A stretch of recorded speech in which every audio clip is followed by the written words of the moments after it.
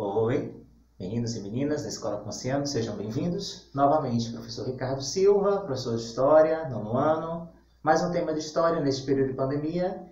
Enquanto der, a gente continua. Eu de minha casa, vocês da sua, mas os estudos não podem parar. Tudo bem? Nosso tema de hoje, Segunda Guerra Mundial. Ora, complicado? Um pouquinho, é verdade. Porém, ele nada mais é do que uma continuação daquilo que nós já vínhamos estudando. Primeira Guerra Mundial, que foi a nossa primeira videoaula. Revolução Russa, porque a gente vai ter a participação da União Soviética, agora na figura de Stalin. Nós vamos ter os regimes totalitaristas, que se estabelecem a partir da década de 20, chegando aqui até a década de 30, e agora culminando na Segunda Guerra Mundial. Tudo bem? Não é muito complicado. Se vocês tiverem alguma dúvida, sempre tem o Zap para a gente poder conversar. O contato comigo é fácil, manda um e-mail, conversa aí no Instagram, no Face, que a gente responde. Belezinha? Segunda Guerra Mundial. Diferentemente de como eu costumeiramente começo com vocês, que é a questão do antecedente e tal, hoje a gente vai trabalhar em um regime de linha do tempo. Por quê, meninos? Porque costumeiramente os livros eles trazem uma divisão muito, sei lá, digamos que lógica. Eles montam dois blocos, os aliados versus eixo. E tem alguns autores que até falam eixo do mal, não emprego isso aí. Eixo, tem gente que usa o eixo Roberto, né? Roma, Berlim e Tóquio, se referindo à Itália, Alemanha e Japão, versus aliados. Mas quem são aliados? Os aliados modificam durante a guerra, então seria injusto eu dizer aliados é Itália, França, Itália não, França, Inglaterra, Estados Unidos, União Soviética, não, porque eles vão se modificando, inclusive o Brasil entra no meio do lado dos aliados, tudo bem, mas se vocês acham necessário, a gente já estabelece aqui. Eixo a gente se refere à Itália, Alemanha e Japão. Aquele eixo Roberto, como eu disse a vocês. E nos aliados a gente vai ter a figura da França e da Inglaterra, Estados Unidos e União Soviética. Brasil também vai participar do lado dos aliados. Se vocês acham isso necessário, eu não penso que é muito complicado lembrar disso. Outra coisa que eu não posso deixar de falar com vocês é retomar aquilo que eu já disse na Primeira Guerra Mundial. Para mim, professor Ricardo, guerra nada mais é do que gente velha querendo se estabelecer matando um bocado de jovem. Segunda Guerra Mundial está aqui a consequência. 15 milhões de militares mortos para satisfazer caprichos de Hitler e de Mussolini, as figuras principais. Hirohito também no Japão. E a gente vai ter 35 milhões de mortos civis.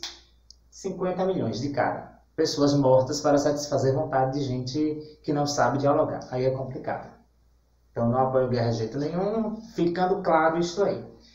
Eu acho que a gente já pode conversar, se vocês já conseguem compreender quem são os envolvidos, e a consequência a gente vai tentar compreender, se é que é possível, como é que se desenvolve essa guerra. Montei aqui uma linha de tempo, como ela está bem grande, eu vou precisar reduzir muita coisa. Então vocês vão utilizar como fonte o livro de vocês, de sala de aula, vou mandar digitalizado, bonitinho, para vocês fazerem a leitura, mas vocês vão comparar. E de início eu já digo logo, produzam a síntese, a partir do que eu falo, a partir do que o livro de vocês disser e a partir de uma pesquisa. Beleza? O que eu falo não é tudo verdade, não é mentira, mas é uma narrativa. Cada um de nós tem a sua. Então, vamos lá, né? Primeira coisa que a gente precisa conversar é a década de 30. Por que eu coloquei aqui a década de 30 sem que tenha feito nenhuma anotação? Porque isso aqui é a gente relembrar o que nós já vimos. O que vai ser a década de 30 na Europa, nono ano? Vai ser algo que vai contestar toda a autoridade que está posta. Em 29, a Bolsa de Nova York quebrou. O país que está financiando as grandes reformas para de reformar, uma crise econômica, alguns países começam a retomar, a direita ditatorial, a esquerda na União Soviética se tornando figuras de referência, é isso que vai ser a década de 30. A Alemanha magoada com a Primeira Guerra Mundial, Itália revoltadíssima porque mudou de lado. Se você lembrar daquela vira-casaca dela, foi ao contrário, não ganhou o que lhe foi prometido. E o Japão? O Japão ele vem de uma série de conquistas territoriais na Ásia. Ele quer se estabelecer como Império Asiático. Então eu costumo dizer que aqui foi um período de imperialismo diferenciado. Aquele imperialismo que havia sido praticado outrora por Inglaterra, por França, agora vai ser praticado pela China, pela Alemanha ocupando territórios e pela Itália, que não ganhou os territórios da Primeira Guerra Mundial. É isso que é a década de 30. Aqui nós vamos ter, neste período entre 30 e 33, o Japão já invadindo alguns territórios na China, invade um território aquele que ele disputava lá com a Rússia. Então ele invade, toma conta daquele território, começa uma expansão do Japão.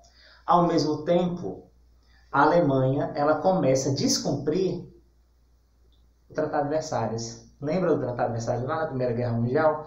Que não poderia ter exército, o rio Sarre. Então a Alemanha, de 33 a 35, ela não cumpre o Tratado de Versalhes. Não vai cumprir. Ela vai se militarizar, vai montar o exército, Hitler vai montar o exército, vai tomar a região do rio Sarre para ele de volta. E o que é que a França e a Inglaterra faz? Começa a invadir alguns territórios e para provar que estava de fato falando sério, Hitler vai militarizar uma região que é divisa com a França, a Renânia, né? Quando ele militariza essa região, o que é que ele está dizendo? Eu estou me preparando para a guerra. Como não havia atacado as primas ricas, por enquanto nada havia sido feito. Isso aqui neste período, 33 a 35. Em 36, nós vamos ter um alinhamento entre Benito Mussolini e Adolf Hitler. Eles se unem neste momento porque eles tinham algo em comum. Se vocês assistiram ao anterior, vocês vão lembrar. Eu falei a vocês que o que vai diferenciar essencialmente o stalinismo, o nazismo e o fascismo vai ser o uso do Estado. Então eles dois se posicionam enquanto inimigos do regime da Rússia, do regime da União Soviética, do regime stalinista. Eles aqui se unem em um pacto contra a União Soviética, contra o progresso do socialismo, do comunismo, que era perigoso para eles à época. Então veja as figuras que eram contra, né? Eles se unem aqui em 36, aqui eu coloco para vocês Japão, mas deixa eu explicar logo para não ficar muito confuso. Em 37 nós vamos ter novamente o Japão ocupa uma nova parte da China, então ele se expande de fato como um império a ser respeitado na Ásia. Ele quer tomar conta da China, da Indochina, de algumas regiões ali próximas da África também. Por quê? Se aqueles países praticaram na antiguidade, hoje ele pode praticar também. Vê que lógica, né? E aqui, como eu já falei a vocês, havia um pacto contra, aqui parece com, mas não é com, é contra a União Soviética. Contra o regime soviético, o regime comunista, que era considerado uma grave ameaça, uma grande ameaça. É importante que a gente coloque que essa década de 30 é estranha na Europa, por quê? Porque, de um lado, vão estar alinhados os países capitalistas ditatoriais, eu trago para vocês como exemplo a Alemanha e a Itália. Nós vamos ter um alinhamento aí também liberal, embora capitalista, e você vai ter a figura da França, da Inglaterra, dos Estados Unidos, embora não seja Europa, e você vai ter uma terceira vertente, que é a vertente do socialismo da União Soviética.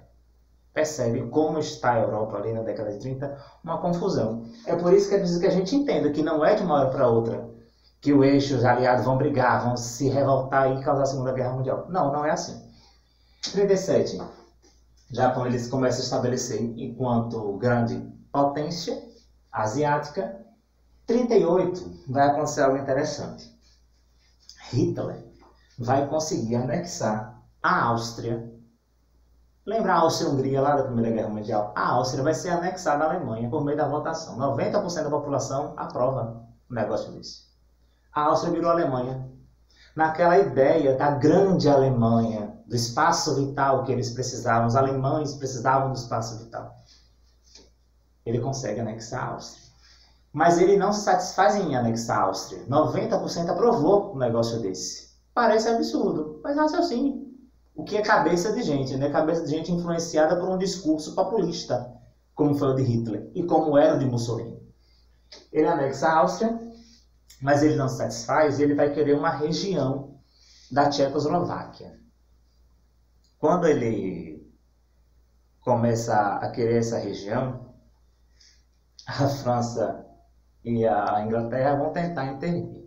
E aí ele vai argumentar que ali a maior parte da população é da Alemanha. O que é que a França e a Inglaterra fazem, meninos? A França e a Inglaterra vão lá e dão. Nem consulta a Tchecoslováquia. Não, o território é da Alemanha mesmo. Lembra aquilo que eu disse a vocês, da prima rica e prima pobre? Tchecoslováquia não é minha parente próxima, não é França, não é Inglaterra, então pode passar. Hitler aqui, ele cria, digamos assim, como nossas mães falam, cria asa, ele enche-se de ousadia. A partir dessa conferência de Munique, quando é autorizado Hitler a invadir esse território, ele quer mais. E ele toma o resto da Tchecoslováquia para a Alemanha. Quando ele toma o resto da Tchecoslováquia, a Inglaterra e a França elas começam a pensar o seguinte: agora a coisa vai ficar séria. Se ele fizer algo mais, nós vamos intervir. Aí ele vai e faz. Em 1939, Hitler vai invadir a Polônia. Algo eu preciso colocar aqui para vocês. Antes dele invadir a Polônia, em 1939 também, ele faz um pacto com Stalin, com a União Soviética. Aqui era contra.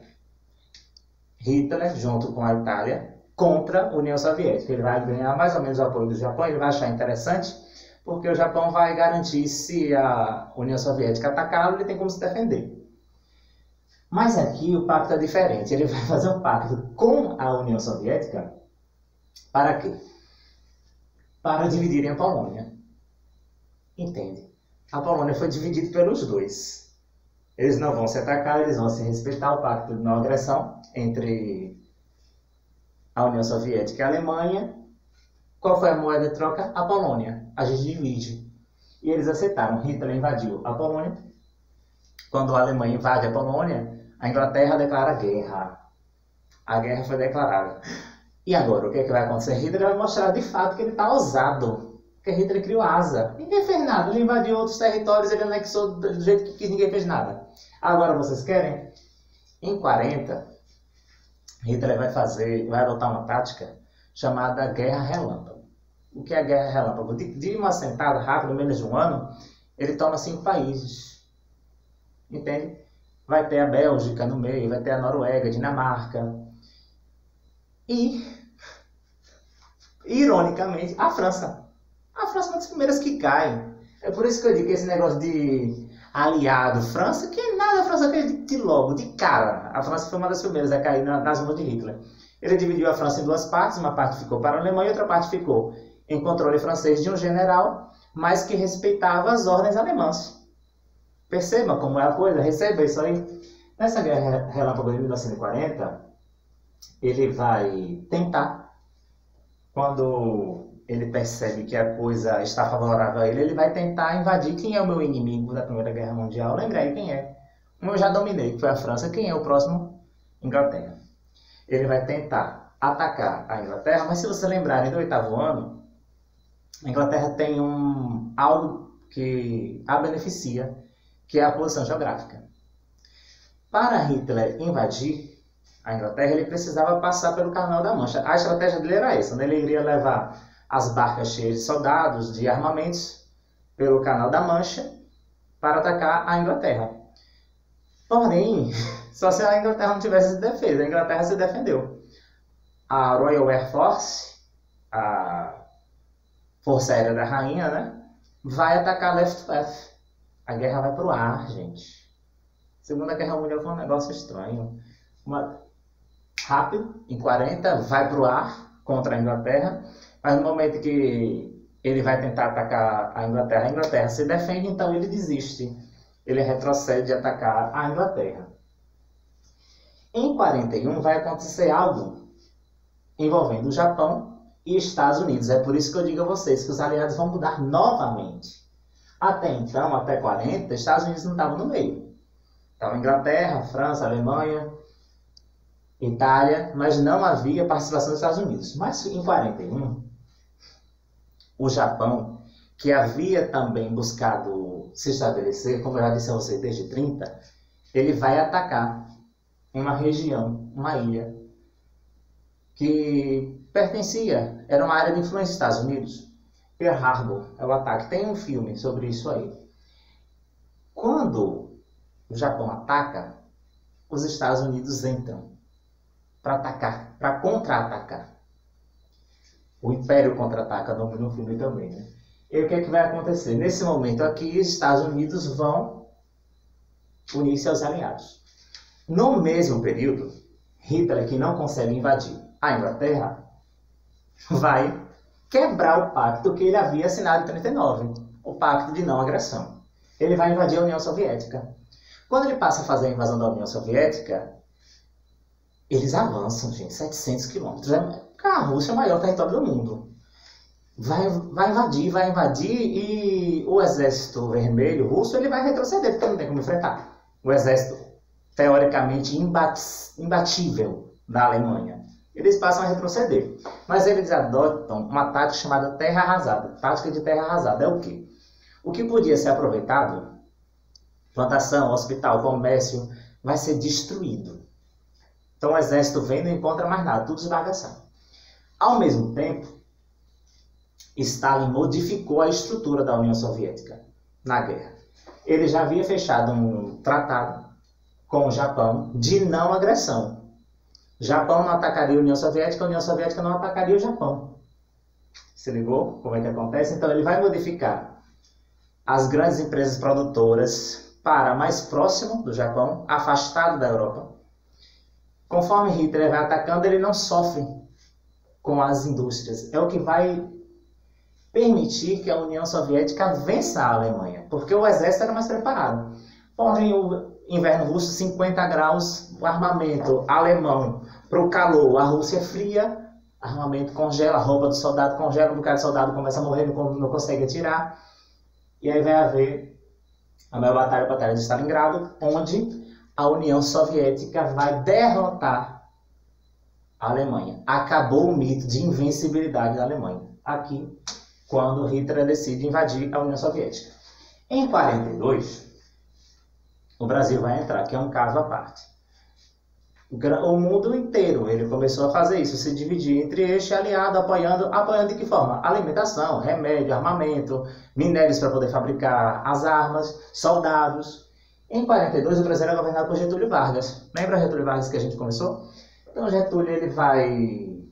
Até então, ele estava mantendo neutralidade, mas em 42 ele vai se posicionar ao lado dos Estados Unidos. O Brasil vai sofrer, inclusive a Alemanha vai atacar aqui com torpedeamentos. Vai ser criada a Força Expedicionária Brasileira em 43 e eles vão ser encaminhados para lutar ao lado dos aliados. Fazem batalhas bastante importantes, Batalha de Monte Castelo, uma delas, né? Para libertar a Itália do inimigo.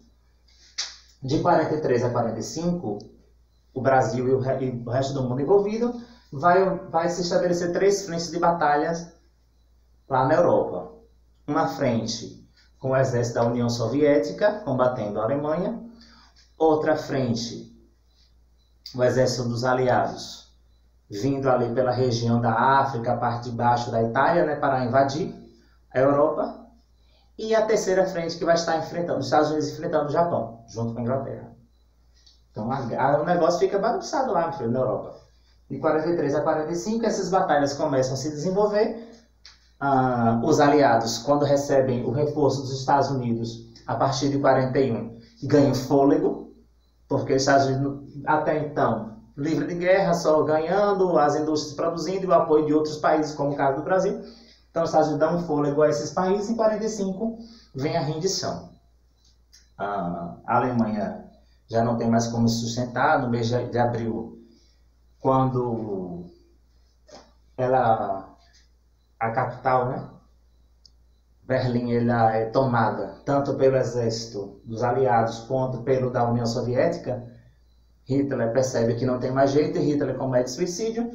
Neste mesmo período aí, quando a Itália é invadida, o povo, a resistência italiana, coloca Benito Mussolini na forca, mata Mussolini, mata a esposa, vai ser um derramamento de sangue. A rendição ocorre aqui em 45, eles vão assinar um tratado de rendição, mas a guerra ela vai continuar, envolvendo o Japão e os Estados Unidos. Vai ser decisivo nisso aí a participação dos kamikaze, eles são pilotos do exército japonês que são suicidas. Eles só recebiam combustível para ir porque eles iriam bater o avião aí cheio de bombas para explodir as bases militares americanas. Em resposta a isso, os Estados Unidos vão utilizar uma das piores invenções da humanidade, que vai ser a bomba atômica, as bombas atômicas lançadas sobre Hiroshima e Nagasaki. Essas bombas são bastante cruéis. Se vocês quiserem compreender um pouquinho mais, conversa com uma professora de ciência que ela vai explicar a vocês como dizima, derrete, muitas pessoas morreram instantaneamente na hora, outras pessoas sofreram com cânceres o resto da vida. Então, ao sofrer isso aí, o imperador japonês decidiu retirar a guerra. Retirar o Japão da guerra, mas já estava claro que eles iriam se render porque os outros países já haviam se rendido, só restava o Japão lutando, sozinho ele não vencia. Ao final disso aí vai haver um tribunal de Nuremberg, onde vai ser investigado os crimes cometidos durante a Segunda Guerra Mundial. Aquilo que vocês estudaram em casa, a questão do Holocausto, vai ser provado aqui, porque neste período todo a Alemanha vinha praticando o Holocausto, matando judeus, homossexuais, testemunhas de Jeová, pregadores de paz, pessoas que não apoiavam o regime nazista, sofriam o Holocausto. O Holocausto é a prática dos judeus, quando eles queimavam uma oferta, né? Então, esse tribunal vai investigar isso e vai condenar a Alemanha como responsável, responsabilizar a Alemanha pela Segunda Guerra Mundial. Foi o fim? Na minha cabeça, não. Por que não foi o fim? Porque a partir daqui surgem duas potências grandiosíssimas, poderosíssimas, que é os Estados Unidos e a União Soviética, que vai ser base para a Guerra Fria, que é o nosso próximo assunto. Tá bem? Creio que tudo tenha sido falado, meninos. Qualquer dificuldade a gente conversa. No mais, um cheiro e um queijo, produzam a síntese e até a próxima.